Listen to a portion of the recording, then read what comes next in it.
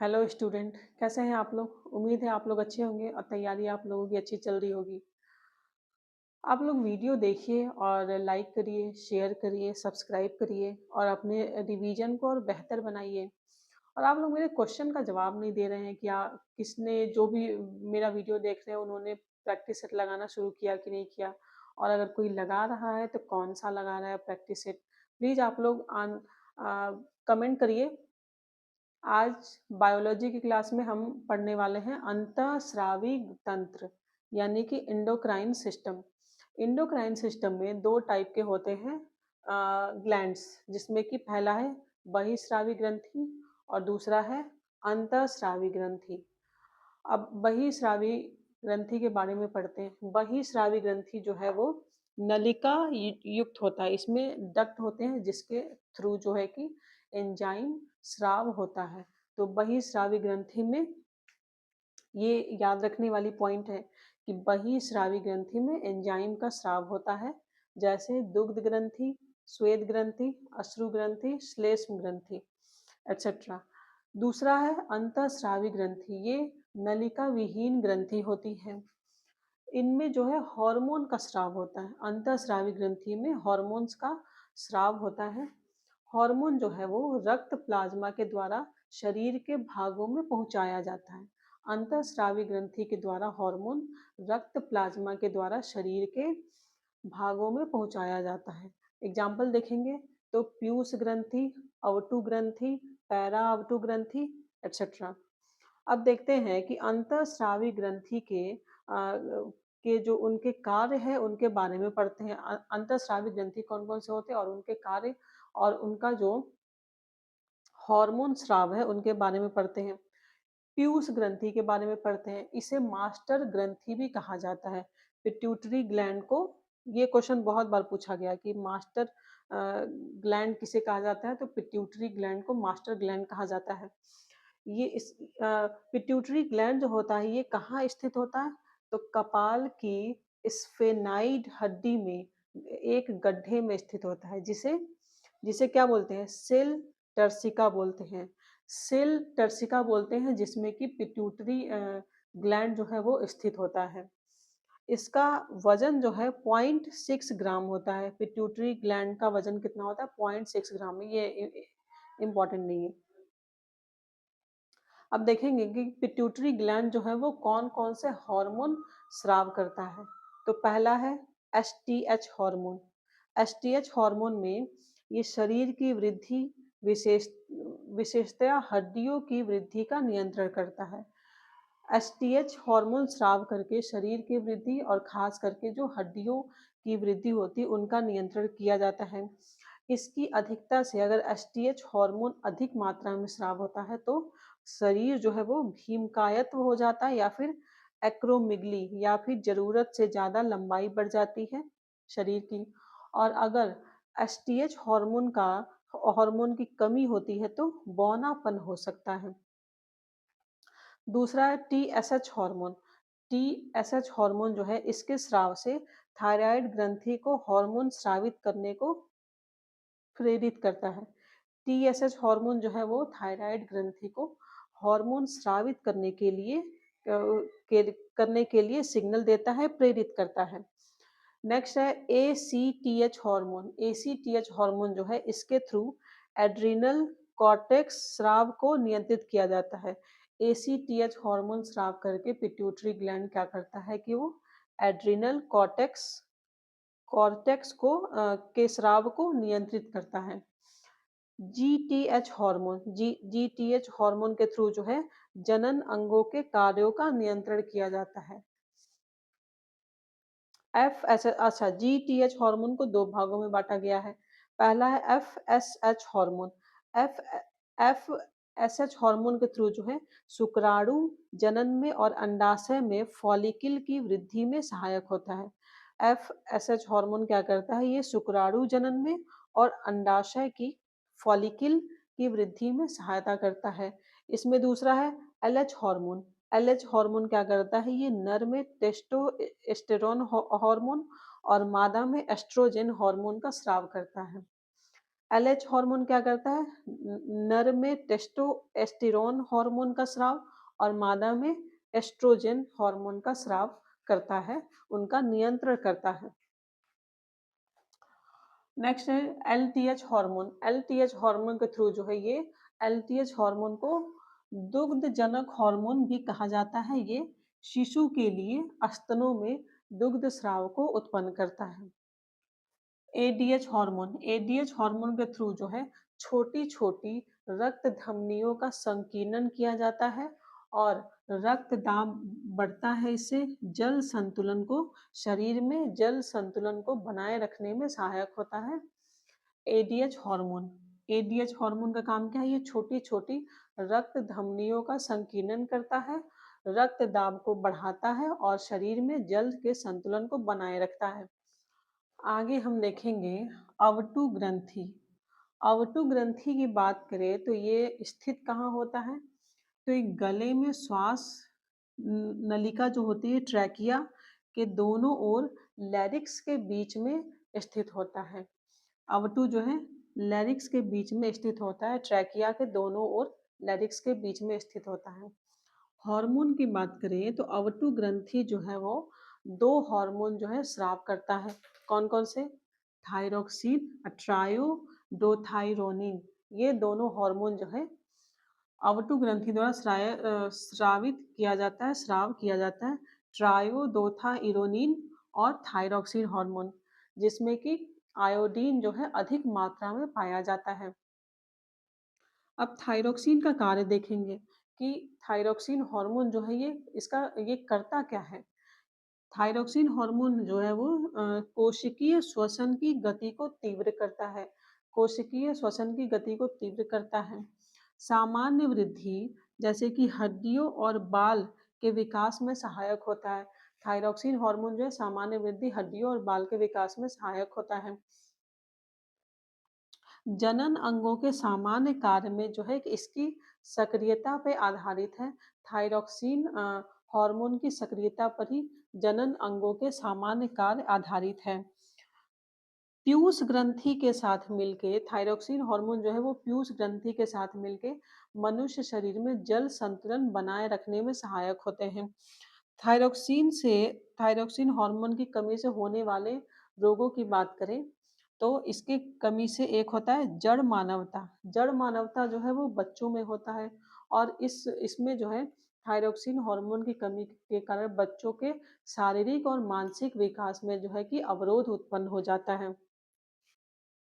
मिक्सीडमा। मिक्सीडमा जो है वो थायरोक्सिन हार्मोन की कमी के कारण मिक्सीडमा रोग होता है, जिसमें ये जो मिक्सीडमा है ये यौवनावस्था में होता है और इसमें जो है उपापचय उपापचय अच्छे से नहीं होता, जिसकी वजह से हृदय स्पंदन और रक्तचाप बढ़ जाता है। उपापचय अच्छे से नहीं होने के कारण मिक्सीडमा में हृदय स्पंदन और रक्तचाप बढ़ जाता है।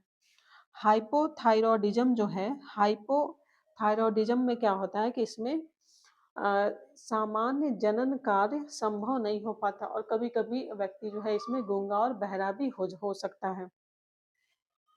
घेंगा गोइटर तो सबको पता है। घेंगा जो है ये थायराइड ग्रंथि के आकार में वृद्धि हो जाती है तो उसे घेंगा गोइटर रोग कहा जाता है। थायराइड ग्रंथि के आकार में वृद्धि हो जाती है थायरोक्सिन की कमी के कारण। प्राणी विज्ञान के बाद हम आज की क्लास में पढ़ेंगे वनस्पति विज्ञान। वनस्पति विज्ञान में पेड़ पौधे तथा उनके जो क्रियाकलाप होते हैं उनके अध्ययन को वनस्पति विज्ञान कहा जाता है। थियोफ्रेस्टस जो थे ये वनस्पति विज्ञान के का जनक कहा जाता है। थियोफ्रेस्टस को वनस्पति विज्ञान का जनक कहा जाता है।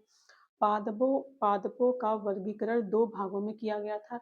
एक था क्रिप्टोगेमी और दूसरा है फेर्नेरोगेमी। हिंदी में कहेंगे तो अपुष्पोद्भिद और पुष्पोद्भिद, इसे दो भागों में बांटा गया है पादपों को। और क्रिप्टोगेमी को तीन भागों में बांटा गया है, थैलोफाइटा, ब्रायोफाइटा और टेरिडोफाइटा। थैलोफाइटा को फिर दोबारा तीन भागों में बांटा गया, एल्गी, कवक और जीवाणु। अब सबसे पहले हम थैलोफाइटा के बारे में पढ़ते हैं। क्रिप्टोगैमस जो पौधे होते हैं उनमें पुष्प और बीज नहीं होते, यानी उनमें फूल और बीज नहीं होते हैं। क्रिप्टोगैमस पौधे जो होते हैं उनमें थैलोफाइटा ये सबसे बड़ा समूह है। थैलोफाइटा जो है वो सबसे बड़ा समूह है। इसमें पौधों का शरीर जो है वो सुकाय होता है, यानी थैलस होता है। पौधों का शरीर थैलस होता है और पौधे में पौधे जो होते हैं वो जड़, तना और पत्ती में बटे हुए नहीं होते हैं। इनमें संवहन ऊतक भी नहीं होता है। थैलोफाइटा को 3 भागों में बाँटा गया है। तो सबसे पहले हम पढ़ेंगे एल्गी के बारे में। शैवाल शैवाल का जो स्टडी होता है, एल्गी स्टडी ऑफ एल्गी को फाइकोलॉजी कहते हैं। और इसमें जो है शैवाल पर्णहरित युक्त, संवहन ऊतक रहित, आत्मपोषी जलीय जीव होता है, यानी इसमें संवहन ऊतक नहीं होता है, आत्मपोषी होते हैं ये। शरीर इनका शुकाय होता है, थैलस के सदृश होता है इनका शरीर। और शैवाल में प्रजनन के लिए तीन प्रकार से ये प्रजनन कर सकते हैं। पहला है कायिक, अलैंगिक और लैंगिक।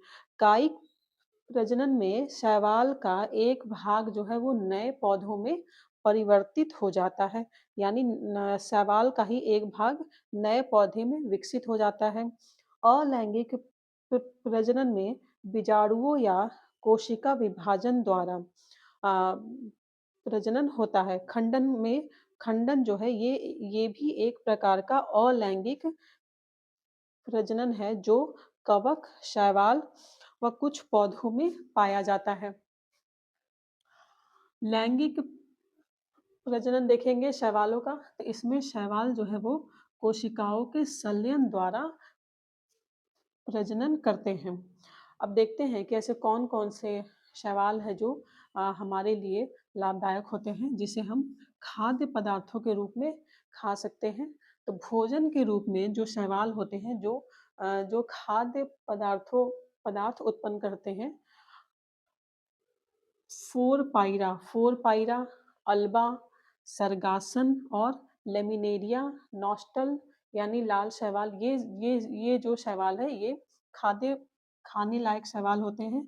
लाल शैवाल यानी नॉस्टल शैवाल जो है वो एगार एगार नामक पदार्थ उत्पन्न करता है जो खाद्य पदार्थ के रूप में खाया जाता है। आयोडीन बनाने में शैवालों का उपयोग किया जाता है। लेमिनेरिया, फ्यूकस और एक्लोनिया, ये 3 शैवाल है जिनसे कि आयोडीन बनाए जाते हैं। खाद के रूप में देखेंगे तो नॉस्टॉक, एनाबीना, केल्प समुद्री भूरे शैवाल जो है ये खाद्य के रूप में उपयोग किए जाते हैं। नील हरित शैवाल जीवाणु होते हैं। अब देखिए इन्हीं टाइप के क्वेश्चन जो है साइंस के पूछे जाते हैं कि नील हरित शैवाल जो है वो क्या होते हैं, तो वो जीवाणु होते हैं और जो कि प्रकाश संश्लेषण करते हैं और धान के खेतों में उर्वरक के रूप में उपयोग किया जाता है नील हरित शैवालों को। औषधियाँ बनाने में देखते हैं कौन-कौन से शैवालों का उपयोग होता है। तो क्लोरेला से क्लोरेलिन एंटीबायोटिक बनाया जाता है। लैमिनेरिया से टिंचर आयोडीन, ये पूछा गया है क्वेश्चन कि टिंचर आयोडीन जो है वो किस शैवाल से बनाया जाता है, तो लैमिनेरिया से टिंचर आयोडीन बनाया जाता है।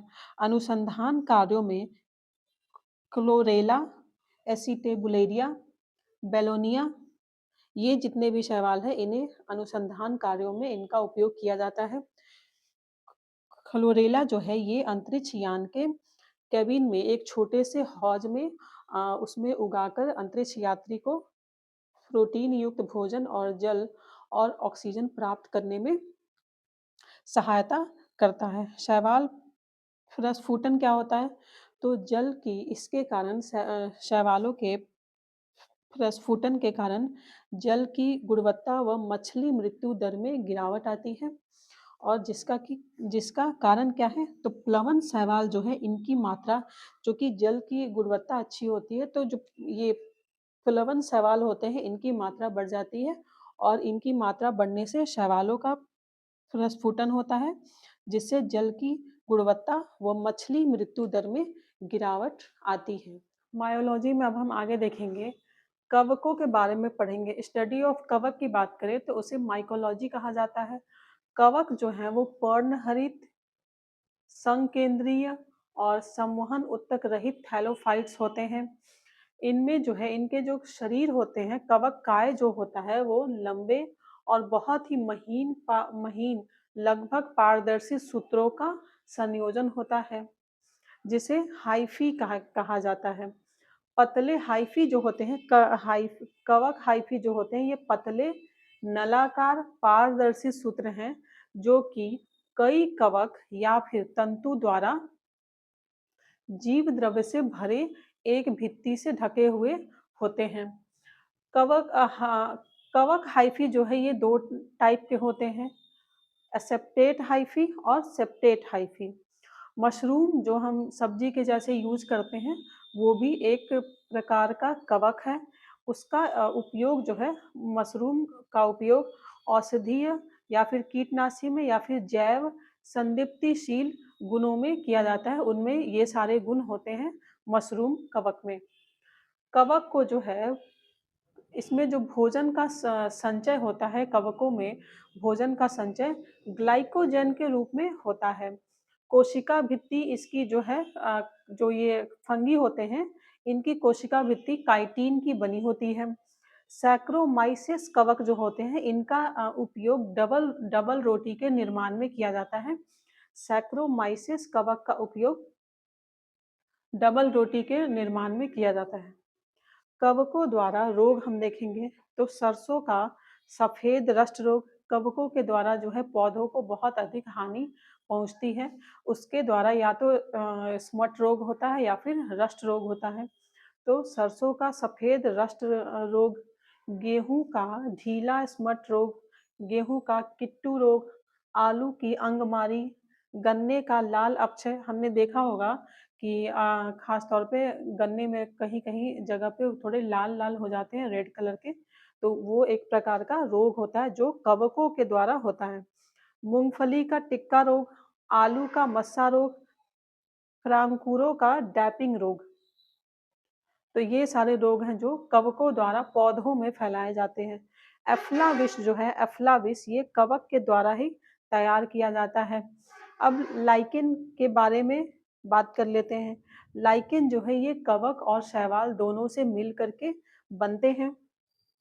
इसमें जो है कवक व शैवालों का संबंध जो है वो परस्पर सहजीवी के जैसे होता है, जैसे कि और इन्हें जो है, इनका जो ये सहजीवी संबंध है, संबंध जो इनका परस्पर सहजीवी है, इन्हें इसे हेलोटिज्म कहा जाता है। और कवक जो है, कवक क्या करता है कि जल, खनिज और लवण का विटामिन बना करके ये शैवालों को देते हैं। और जो शैवाल होते हैं वो प्रकाश संश्लेषण के द्वारा जो है कार्बोहाइड्रेट का निर्माण करके कवकों को देते हैं ये। लाइकेन शब्द का इस्तेमाल जो है सबसे पहले किसने किया था? तो थियोफ्रेस्टस ने लाइकेन शब्द का इस्तेमाल किया था सबसे पहले। लाइकेन जो होता है वो 3 टाइप का होता है। कौन-कौन से?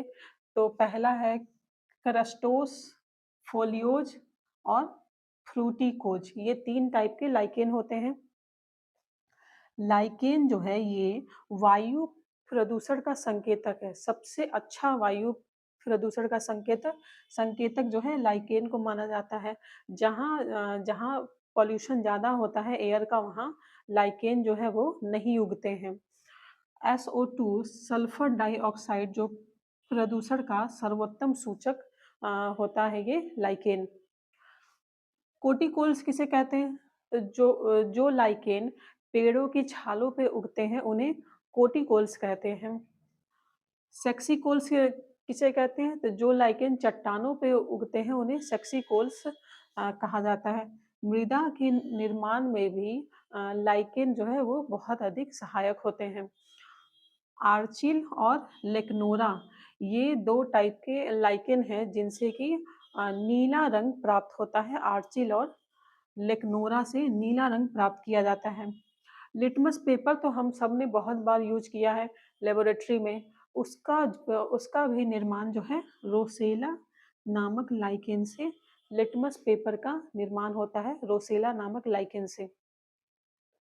इससे बहुत बार क्वेश्चन पूछा गया है कि लिटमस पेपर का निर्माण किस लाइकेन से होता है, तो रोसेला नामक लाइकेन से होता है।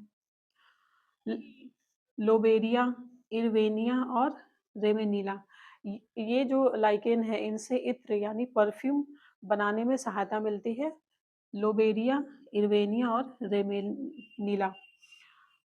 एपिलेप्सी की दवा बनाने में भी लाइकेन का इस्तेमाल किया जाता है, तो ये परमेलिया सेक्सटिलिस और इनसे जो है एपिलेप्सी की दवा बनाई जाती है। एंटीबायोटिक जो है अस्निया नामक जो लाइकेन होता है उससे एंटीबायोटिक बनाया जाता है। लाइकेन जो है वो खाद्य पदार्थों के रूप में भी इस्तेमाल किया जाता है। अलग-अलग देशों में जो है कि अलग-अलग लाइकेन मिलते हैं और वो खाद्य पदार्थों के रूप में उपयोग किए जाते हैं। तो जैसे कि रेनडियर, क्लेडोनिया, आइसलैंड मॉस और इंडोकार्पन और परमेलिया। परमेलिया लाइकेन जो है ये साउथ इंडिया में खाद्य पदार्थ के रूप में इस्तेमाल किया जाता है। अब जीवाणु की बात करते हैं, तो जीवाणु का जनक अगर हम कहें तो एंटोनिवान ल्यूवेनहॉक ने ही जीवाणु की खोज की थी और इन्हें ही जीवाणु का जनक पिता कहा जाता है। रॉबर्ट कोच जो है इन्होंने कॉलरा और तपेदिक जीवाणुओं की खोज की थी। रॉबर्ट कोच ने कॉलरा और तपेदिक जीवाणुओं की खोज की थी। जीवाणुओं का जीवाणु नाम किसने दिया था?